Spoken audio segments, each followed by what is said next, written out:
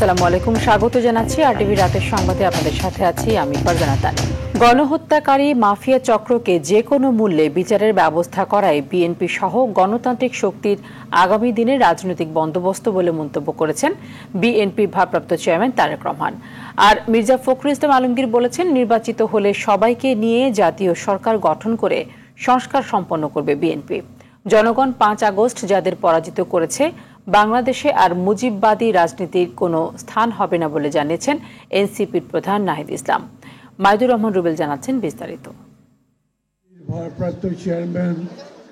রাজধানীর লেডিস ক্লাবে দেশের বিভিন্ন রাজনৈতিক দলের নেতৃবৃন্দের সম্মানে এই ইফতার মাহফিলের আয়োজন করে বাংলাদেশ জাতীয়তাবাদী দল বিএনপি। যে বীরত্বপূর্ণ সংগ্রামের মধ্য দিয়ে বিভিন্ন রাজনৈতিক দলের নেতারা বলেন, ছাত্র জনতার আন্দোলনে পতন হওয়া ফেসিবাদ আর যাতে ফিরে আসতে না পারে তার জন্য ধরে রাখতে হবে জাতীয় ঐক্য। একটা নির্বাচনের প্রশ্নে বিএনপির আমার মনে হয় যে ঐক্যমতের দিকে যাওয়াটা দরকার। একটি ফেয়ার ইলেকশন, যার কারণে বাংলাদেশ আজকে এই দুরবস্থার ভিতরে পতিত হয়েছিল। নবগঠিত রাজনৈতিক দল এনসিপি প্রধান নাহিদ ইসলাম বলেন, একটি ইনক্লুসিভ ইলেকশনের জন্য দেশে পর্যাপ্ত রাজনৈতিক দল রয়েছে। কোনো অজুহাতেই মুজিববাদী রাজনীতির সুযোগ পাবে না বাংলাদেশে। ইনক্লুসিভ ইলেকশন হওয়ার মতো, বাংলাদেশের জনগণকে প্রতিনিধিত্ব করার মতো রাজনৈতিক দল বা পক্ষ বাংলাদেশে রয়েছে। মুজিববাদ এবং আওয়ামী লীগ, ফ্যাসিস্ট আওয়ামী লীগকে বাংলাদেশের জনগণ আসলে বিদায় করেছে। রাজনীতি, নির্বাচন, সেখানে আসলে সেই মুজিববাদী রাজনীতির কোনো স্থান আসলে হবে না। বিএনপি মহাসচিব বলেছেন, সকল সমস্যার সমাধান আলোচনার মাধ্যমেই, ন্যূনতম সংস্কার করে দ্রুত জাতীয় নির্বাচন ছাড়া কোনো বিকল্প নেই বলেও জানান তিনি। দ্রুত নির্বাচনের কথা আমরা খুব পরিষ্কার করে বলছি। এই জন্য জনগণের প্রতিনিধিত্বমূলক পার্লামেন্ট আমরা তৈরি করতে পারি, জনগণের প্রতিনিধিত্বমূলক একটা সরকার গঠন করতে পারি, যারা সেখানে নির্ধারিত করবেন পরবর্তী সংস্কারগুলো কিভাবে হবে, কি রূপে হবে। আর তারেক রহমান বলেন, শুধুমাত্র একটি জাতীয় নির্বাচনের জন্য মাফিয়া সরকারের যেমন পতন ঘটেনি, তেমনি একটি সুষ্ঠু ও অংশগ্রহণমূলক নির্বাচন না দেয়ায় পতন ঘটেছে ফেসিবাদের। গণহত্যাকারী পলাতক মাফিয়া চক্রকে যে কোনো মূল্যে বিচারের সম্মুখীন করার মাধ্যমে বাংলাদেশে গণতান্ত্রিক বিধি ব্যবস্থা শক্তিশালী করাই হবে বিএনপি সহ গণতন্ত্রের পক্ষের শক্তির আগামী দিনের রাজনৈতিক বন্দোবস্ত। শুধুমাত্র একটি জাতীয় নির্বাচন অনুষ্ঠানের জন্যই মাফিয়া সরকারের পতন ঘটেনি। একটি সুষ্ঠু নিরপেক্ষ নির্বাচন না করার জন্যই কিন্তু মাফিয়া সরকারের নির্মম পতন হয়েছিল।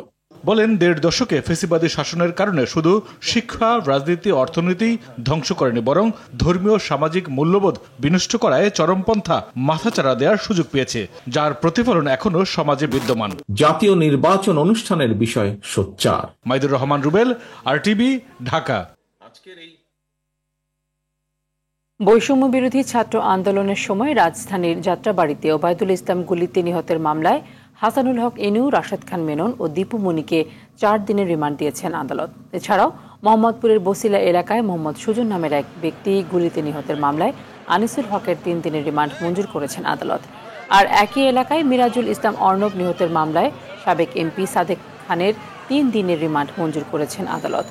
বুধবার ঢাকার মেট্রোপলিটন ম্যাজিস্ট্রেট শাহিন রেজার আদালত শুনানি শেষে রিমান্ডের আদেশ দেন।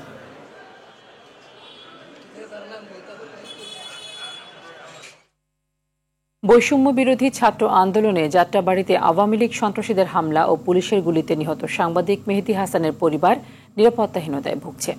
জাতীয় প্রেস ক্লাবের সামনে মানববন্ধনে মেহেদীর বাবা মোশাররফ হোসেন এই কথা জানিয়ে বলেন, কয়েকজনকে গ্রেফতার করা হলেও খুনিদের অনেকে প্রকাশ্যে ঘুরে বেড়াচ্ছে। মামলা থেকে নাম প্রত্যাহার করতে তারা হুমকি দিচ্ছে। মেহেদীর মা মাহমুদা খাতুন হত্যাকারীদের ফাঁসি দাবি জানান।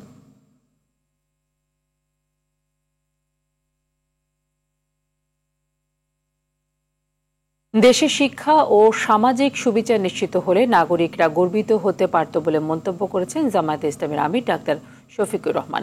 সুপ্রিম কোর্ট আইনজীবী সমিতির অডিটোরিয়ামে বাংলাদেশ লয়ার্স কাউন্সিলের ইফতার মাহফিলে আইনজীবীদের রাজনৈতিক উদ্দেশ্য প্রণোদিত না হয়ে মানুষের কল্যাণে কাজ করার আহ্বান জানান তিনি।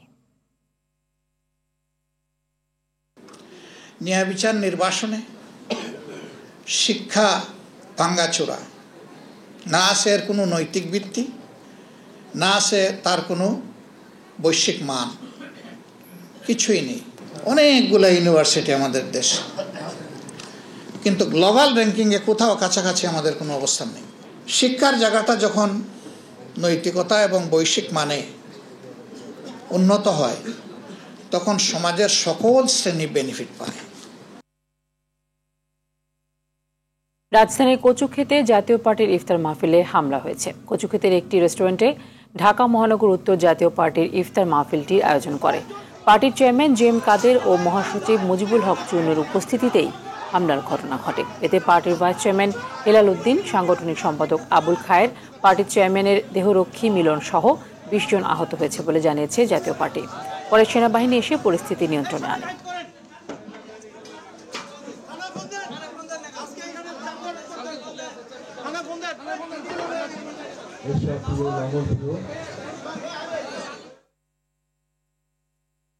শান্তিপূর্ণ নির্বাচন অনুষ্ঠানের জন্য পুলিশের প্রস্তুতি ও করণীয় সম্পর্কে এখন থেকে উদ্যোগ নিতে নির্দেশ দিয়েছেন প্রধান উপদেষ্টা ডক্টর মোহাম্মদ ইউনূস।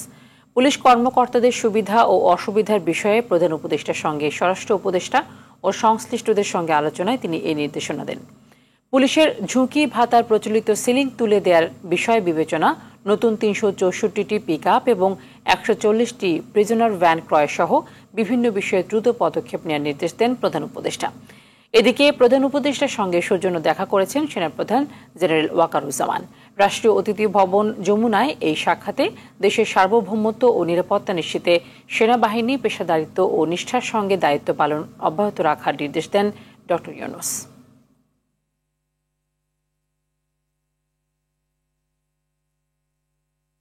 সংস্কারের লক্ষ্যে রাজনৈতিক দলগুলোর সঙ্গে কাল থেকে শুরু হচ্ছে জাতীয় ঐক্যমত্য কমিশনের আলোচনা। বিএনপি মনে করে সংস্কার প্রস্তাব চাপিয়ে দিলে সৃষ্টি হতে পারে জটিলতা, তবে এজন্য ডিসেম্বরে নির্বাচন বাধাগ্রস্ত হবে না।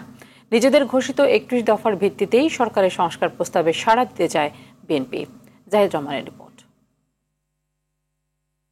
সংবিধান, নির্বাচন ব্যবস্থা, জনপ্রশাসন, দুর্নীতি দমন ও বিচার বিভাগ সংস্কার কমিশনের গুরুত্বপূর্ণ ১৬৬ সুপারিশের বিষয়ে মতামত চেয়ে ৬ মার্চ ৩৭টি রাজনৈতিক দলকে চিঠি ও স্প্রেডশিট পাঠিয়েছিল ঐক্যমত্য কমিশন, যেখানে একমত, একমত নই এবং আংশিকভাবে একমত এই ৩টি বিকল্পের যে কোনো একটিতে টিকচিহ্ন দিয়ে মতামত চাওয়া হয়। মঙ্গলবার পর্যন্ত ১৫টি রাজনৈতিক দল তাদের মতামত জানালেও বিএনপি, জামায়াতে ইসলামী, জাতীয় নাগরিক পার্টি সহ ১৪টি রাজনৈতিক দল তাদের মতামত দিতে সময় নিয়েছে। জাতীয় ঐক্যমত্য কমিশনে নিজেদের মতামতের বিষয়টি চূড়ান্ত করতে গত কয়েকদিন শীর্ষ পর্যায়ে বৈঠক করেছে বিএনপি।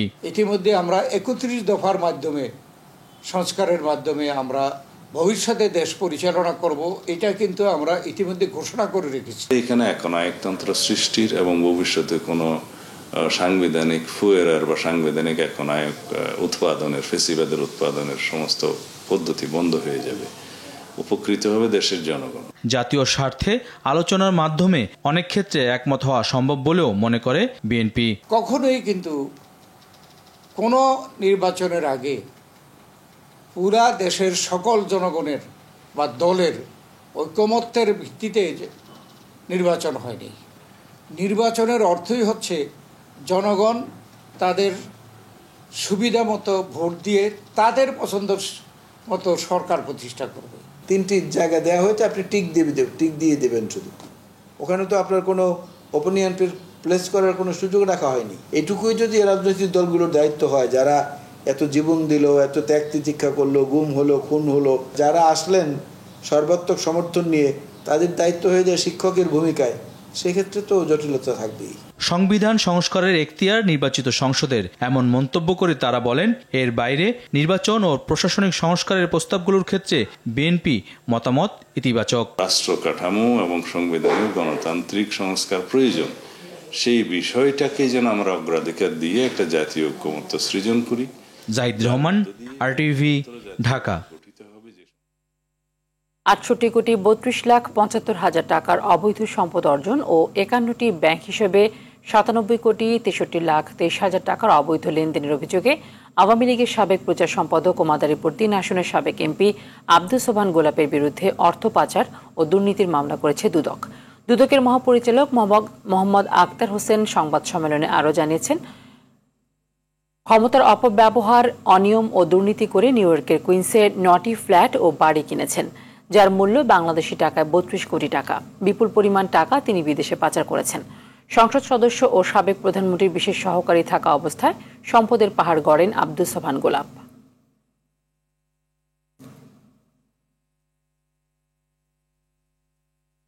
রাজধানীর খিলক্ষেতে ধর্ষণের ঘটনায় অভিযুক্ত রবিউলকে আসামি করে মামলা করেছে শিশুটির বাবা। একই ঘটনায় অজ্ঞাতদের আসামি করে পুলিশ বাদী হয়ে আরেকটি মামলা করেছে। এদিকে ধর্ষণের ঘটনায় শিশুটি সুস্থ ও গণপিটুনির শিকার কিশোরের শারীরিক অবস্থা স্থিতিশীল বলে জানিয়েছেন চিকিৎসক। আরো জানাচ্ছেন দীপন দেওয়ান। মঙ্গলবার দিবাগত রাতে রাজধানীর খিলক্ষেতে 5 বছরের ছোট্ট শিশুকে ধর্ষণের অভিযোগে থানা পুলিশের সামনেই গণপিটুনির শিকার হয় রবিউল নামের এই কিশোর। পুলিশের ওপর হামলা, গাড়িতে আগুন ও ভাঙচুর করা হয়। পরে দুজনকেই ঢাকা মেডিকেল কলেজ হাসপাতালে ভর্তি করা হয়। মেয়ে শিশুটি ওয়ান স্টপ ক্রাইসিস সেন্টারে চিকিৎসাধীন। এখানকার চিকিৎসক জানান মেয়েটির শারীরিক অবস্থা ভালো। ভালো আছে, মেয়ের সমস্যা নেই। বাচ্চাটা ছেলেটা তো ছোট, বেশি বড় না, পরীক্ষা চলতেছে। এদিকে গণপিটুনির শিকার কিশোরের দাবি সে কোনো অন্যায় করেনি, অন্যায় করলে পালিয়ে যেত। চিকিৎসক জানান তার শারীরিক অবস্থা স্থিতিশীল আছে, তবে এখনই শঙ্কামুক্ত বলা যাবে না। এটা হলো রোজার আগের কথা, আজকে হয়েছে ওই জানি বলে দুজন ঢেলে ঘুমাইছে, সন্দেহ করে আজকে আমার মারছে। আমি আমার ছোট ফেরেস্তার মতো বোন, আমি কিছু করছি না, আজকে সন্দেহ করে আমার মারছে। তার সিটি স্ক্যানে যেটা দেখা যাচ্ছে যে ওখানে মাথার ব্রেনের ভিতরে কোনো রক্তক্ষরণ বা এই জাতীয় কিছু নাই। তো এখন আজকের যে কন্ডিশন সেটা তার শারীরিক অবস্থায় স্থিতিশীল আছে। আমরা আশা করছি দ্রুততম সময়ে চিকিৎসা সম্পন্ন করে তাকে হয়তো যথাযথ কর্তৃপক্ষের কাছে আমরা হ্যান্ডওভার করতে পারব। এদিকে ধর্ষণের ঘটনায় খিলক্ষেত থানায় মামলা করেছে শিশুটির বাবা। ভিকটিমের বাবা বাদী হয়ে আমাদের এখানে একটা এজাহার প্রদান করেছেন। আমরা এটা মামলা হিসেবে রেকর্ড করেছি এবং পুলিশ আসল কেসও আমরা নিয়েছি। এটা তদন্ত সাপেক্ষে আমরা বিস্তারিত এবং ওই মেডিকেল রিপোর্ট অনুযায়ী আমরা পরবর্তী তদন্ত কার্যক্রম।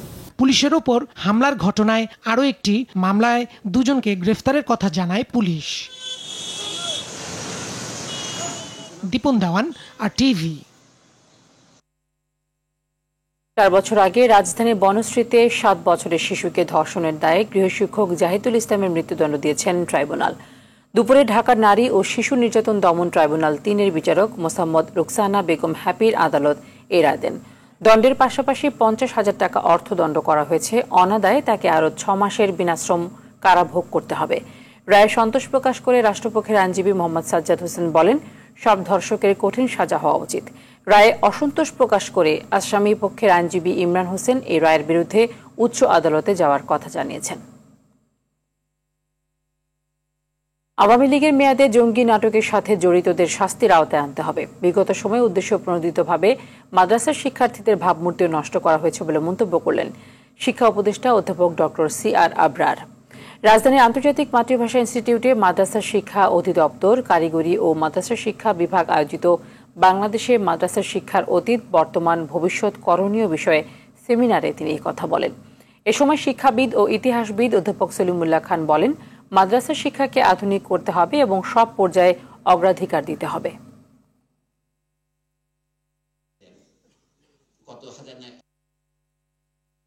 ধরে নেওয়া হতো আপনি হচ্ছেন বিশেষ ভাবধারায়, বিশেষ মানে উগ্র গোষ্ঠী, আপনারা হচ্ছেন সমর্থক। সেটা কমপ্লিটলি আনএক্সেপ্টেবল। কিভাবে নাটক সাজানো হয়েছে এই ঢাকা শহরে জঙ্গি হিসাবে প্রতিষ্ঠিত করার জন্য। এবং আমরা এই ক্ষেত্রে আমরা দাবি করি যে এই যে নাটক যেগুলো হয়েছিল, এর যারা পৃষ্ঠপোষক ছিলেন, এগুলোকে যারা ইমপ্লিমেন্ট করেছিলেন, যে তাদের যেন প্রপার বিচার হয় এবং তাদেরকে যেন কাঠগড়ায় দাঁড় করানো হয়, সেটা আমাদের সময় আমাদের দাবি। বাজেটের আকার খুব বেশি বড় না হলেও জনগণের আশা আকাঙ্ক্ষার প্রতিফলন হবে বলে জানিয়েছেন অর্থ উপদেষ্টা ডক্টর সালেহ উদ্দিন আহমেদ। সচিবালয়ে তিনি বলেন, মূল্যস্ফীতির নিয়ন্ত্রণ, কর্মসংস্থান সৃষ্টি, কর আদায়ের উপর বাজেটে গুরুত্ব দেওয়া হবে। আশিকুল আলম জানাচ্ছেন বিস্তারিত। সচিবালয়ে প্রিন্ট ও ইলেকট্রনিক মিডিয়ার প্রতিনিধিদের সঙ্গে প্রাক বাজেট আলোচনায় অংশ নেন অর্থ উপদেষ্টা ডক্টর সালেউদ্দিন আহমেদ। অনুষ্ঠানে আসন্ন বাজেটে ব্যক্তিগত আয়ের করসীমা বৃদ্ধি করা, কালো টাকার সাদাতে কর বৈষম্য দূর করা, ক্যাশলেস ট্রানজ্যাকশন, করের আওতা বাড়ানোর উপর জোর দেন বক্তারা।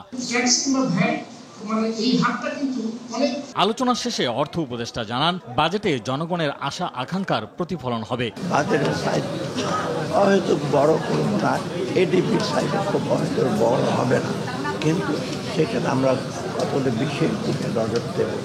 যেটা মূল্যটা কমাতো, সাথে যেমন আয় যেন বাড়ে, সেটা ব্যবসা বাণিজ্য প্রাইভেট ওটা আমরা চেষ্টা করবো। এসডিজি বাস্তবায়নে দক্ষিণ এশিয়ার অন্যান্য দেশের অর্থনৈতিক তুলনা বিবেচনায় নিয়ে বাংলাদেশের পরিকল্পনার কথাও জানান অর্থ উপদেষ্টা।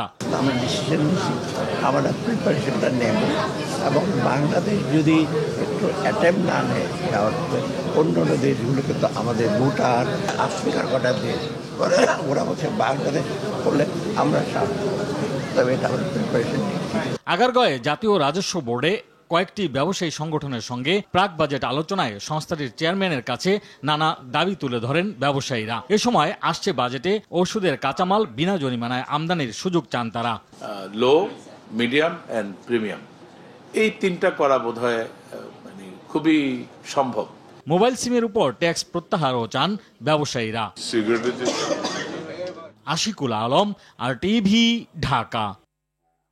ভারতের বিপক্ষে এশিয়ান কাপ বাছাইয়ের ম্যাচে জয়ের ব্যাপারে আত্মবিশ্বাসী বাংলাদেশ। অবসর ভেঙে ভারতের সুনীল ছেত্রী মাঠে ফিরলেও ইংলিশ প্রিমিয়ার লিগের ফুটবলার হামজা চৌধুরী দলে থাকায় প্রতিপক্ষকে হুঙ্কার দিয়ে রাখলেন বাংলাদেশের অধিনায়ক জামাল ভুঁইয়া।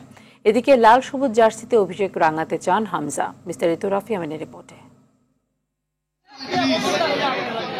এ যেন রাতারাতি বদলে যাওয়া চিত্র বাংলাদেশ ফুটবল ফেডারেশনের। ম্যাচ নিয়ে সংবাদ সম্মেলনে ক্যামেরার এমন উপস্থিতি তার জানান দিচ্ছে, আর কারণটাও তো সকলেরই জানা। হামজা চৌধুরী বাংলাদেশ ফুটবলের হারিয়ে যাওয়া জৌলুস যেন ইংলিশ লিগের এই ফুটবলার। তাই তো কোচ ক্যাবেরেরাও ম্যাচটি নিয়ে বেশ আত্মবিশ্বাসী। এদিকে ভারতের বিপক্ষে বাংলাদেশের জয় নেই প্রায় 22 বছর, তবে এবারের হিসেবটা বেশ ভিন্ন। তাই তো আত্মবিশ্বাসের চূড়ায় থেকে জামালের কণ্ঠে হুঙ্কারের সুর। অবশ্যই হামজার দলে আসা জয়ের ব্যাপারে আমাদের বাড়তি আত্মবিশ্বাস দিচ্ছে। মনে হচ্ছে আমরা বাংলাদেশের মেসিকে পেয়েছি। ভারত উড়ার আগে ম্যাচ পূর্ববর্তী সংবাদ সম্মেলন হলেও এদিন মধ্যমণি ছিলেন হামজা চৌধুরী, যাকে ঘিরে ফুটবল সাজছে নতুন রূপে। ম্যাচ নিয়ে তিনি জানান নিজের পরিকল্পনা। আমি এখানে এসেছি আমি যা পারি তা দলে যুক্ত করার জন্য। আমি কোনো চাপ অনুভব করছি না, আমি অনেক ভালোবাসা অনুভব করছি। আমার দিক থেকে আমি চেষ্টা করে যাব যতটা সম্ভব দলের উন্নতিতে সহায়তা করার। অবশ্য অভিষেক ম্যাচে হামজা একাদশে থাকবেন কিনা সেটার নিশ্চয়তা এখনো দিতে পারেননি কোচ। 5টা ট্রেনিং সেশন বাকি, আমরা এখনো ফাইনাল লাইন আপ ঠিক করিনি। শেষ মুহূর্ত পর্যন্ত অপেক্ষা করব হামজার জন্য। বুধবার দেশের মাটিতে অনুশীলন করেই বৃহস্পতিবার শিলংয়ের উদ্দেশ্যে দেশ ছাড়বে জামাল তোপুরা। সেখানে 25 মার্চ 22 বছরের আক্ষেপ ঘুচবে দলের, এমনটাই প্রত্যাশা সকল ফুটবল ভক্তদের। রাফি আমিন, RTV। জাতীয় ফুটবল দলের সঙ্গে প্রথমবারের মতো অনুশীলন করলেন হামজা চৌধুরী। বুধবার বসুন্ধরা কিংস অ্যারেনায় জাতীয় দলের জার্সি গায়ে পুরো রিদমে অনুশীলন করেন লেস্টার সিটির এই ফুটবলার। এদিকে AFC এশিয়ান কাপ বাছাইয়ে ভারতের বিপক্ষে ম্যাচকে সামনে রেখে এটি ছিল দেশের মাটি শেষবারের মতো জাতীয় দলের অনুশীলন। বৃহস্পতিবার সকালে ইন্ডিগোর একটি ফ্লাইটে কলকাতা হয়ে শিলং যাবেন জামাল ভুঁইয়ারা। এদিকে আরেক প্রবাসী ফুটবলার ফাহমিদুল বাদ পড়ায় দেশের ফুটবল ভক্তদের মনে তীব্র প্রতিক্রিয়ার সৃষ্টি হয়। এবার তার বাদ পড়ার কারণ ব্যাখ্যা করলেন বাফুফে সভাপতি তাবিত আওয়াল। আমরা 29 জনের স্কোয়াড থেকে কার্টেল করে 22 স্কোয়াডে আমরা নেমে এসেছিলাম। তার ভিতরে এবারের জন্য আমাদের একজন প্লেয়ার ফাহমিদুল চান্স পায়নি, বাট ও একটা প্রমিসিং প্লেয়ার। ও ডেফিনেটলি তার এইজও আছে দলকে দেওয়ার মতো। আর আমাদের অনেকগুলি খেলা আছে এই বছরে, ইনক্লুডিং সাফ। সো অতগুলি ম্যাচ যদি আমরা চিন্তা করি, আমাদের কিন্তু মোটামুটি অল 30 জন স্কোয়াডকেই লাগবে কম বেশি, ইঞ্জুরি প্লাস অন্য স্কেজুল মিলিয়ে। সো এখানে কোনো ধরনের মানে আমি বলতে পারি যে নিয়মের ব্যত্যয় ঘটে নাই। যেই ট্যাকটিক্যাল অ্যাপ্রোচ ইন্ডিয়ার সাথে আমরা নিব সেই ট্যাকটিক্যাল অ্যাপ্রোচকে বিবেচনা করে বর্তমান 23 স্কোয়াড চুজ করা হয়েছে। রাতের সংবাদ এই পর্যন্তই। মধ্যরাতের সংবাদ 1টায় দেখার আমন্ত্রণ রইল। ধন্যবাদ সবাইকে।